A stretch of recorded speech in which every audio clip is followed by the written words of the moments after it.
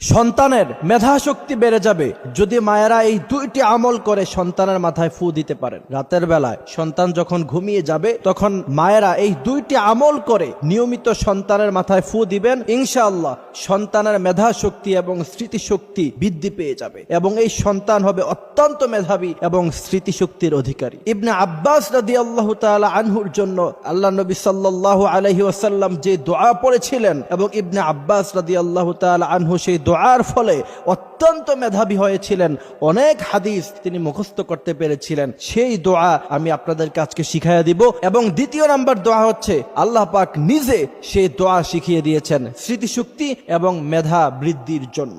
সেই দুই দোয়ার মধ্য থেকে প্রথম দোয়া হলো হযরত ইবনে আব্বাস রাদিয়াল্লাহু তাআলা আনহুর মেধা এবং স্মৃতিশক্তি খুব বেশি একটা ছিল না। আল্লাহ নবী সাল্লাল্লাহু আলাইহি ওয়াসাল্লাম হযরত ইবনে আব্বাসের জন্য তখন দোয়া করলেন, আল্লাহুম্মা ফাক্কিহু ফিদ্দীন, হে আল্লাহ আপনি ইবনে আব্বাসের ইলমে ফিকহের জ্ঞান বাড়িয়ে দেন। এই দোয়া যখন ইবনে আব্বাস রাদিয়াল্লাহু তাআলা আনহুর জন্য আল্লাহ নবী সাল্লাল্লাহু আলাইহি ওয়াসাল্লাম করলেন, তখন থেকে দেখা গেল ইবনে আব্বাস রাদিয়াল্লাহু তাআলা আনহুর মেধা এবং স্মৃতিশক্তি দিন দিন বৃদ্ধি পেল।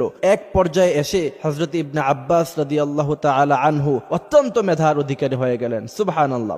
এই জন্য মা বোনদের জন্য প্রথম আমল হলো সন্তান যখন ঘুমিয়ে যাবে নিয়মিত রাতের বেলা তার মাথার মধ্যে এই দোয়া পড়ে ফু দিবেন, আল্লাহুম্মা ফাক্কিহু ফিদ্দীন। এই দোয়া পড়ে সন্তানের মাথায় নিয়মিত ফু দিবেন, ইনশাআল্লাহ সন্তানের মেধা এবং স্মৃতিশক্তি দিন দিন বৃদ্ধি পাবে। এবং দ্বিতীয় নাম্বার যে আমল সেটা আল্লাহ রাব্বুল আলামিন নিজেই শিখিয়েছেন। আপনি অবাক হবেন, আলেম ওলামারা সবাই এই আমল করে করে বড় আলেম হয়েছেন, বড় মুফাসসির হয়েছেন, অত্যন্ত মেধার অধিকারী হয়েছেন। এটা পরীক্ষিত একটি আমল। সেই আমল হচ্ছে রব্বি জিদনি ইলমা, রব্বি জিদনি ইলমা, রব্বি ইশরাহ লি সাদরি ওয়া ইয়াসসির লি আমরি ওয়াহলুল উকদাতাম মিন লিসানি ইয়াফকাহু কওলি। এই দোয়াটা পড়ব, পুরোটা পারলে পুরোটা পড়ব, আর যদি পুরোটা না পারি তাহলে কমসে কম রব্বি জিদনি ইলমা এতটুকু দোয়া নিয়মিত পড়ে বাচ্চার মাথায় ফু দিবেন, বাচ্চার চেহারায় ফু দিবেন, বাচ্চার শরীরে ফু দিবেন, ইনশাআল্লাহ দেখবেন আপনার বাচ্চা দিন দিন মেধাবী হয়ে উঠবে। আপনার বাচ্চা অন্যান্য 8-10টা বাচ্চার মতো হবে না। আপনার বাচ্চাকে দেখতে পাবেন যে সে দিন দিন মেধাবী হয়ে উঠছে। সুবহানাল্লাহি ওয়া বিহামদিহি সুবহানাল্লাহিল আযীম।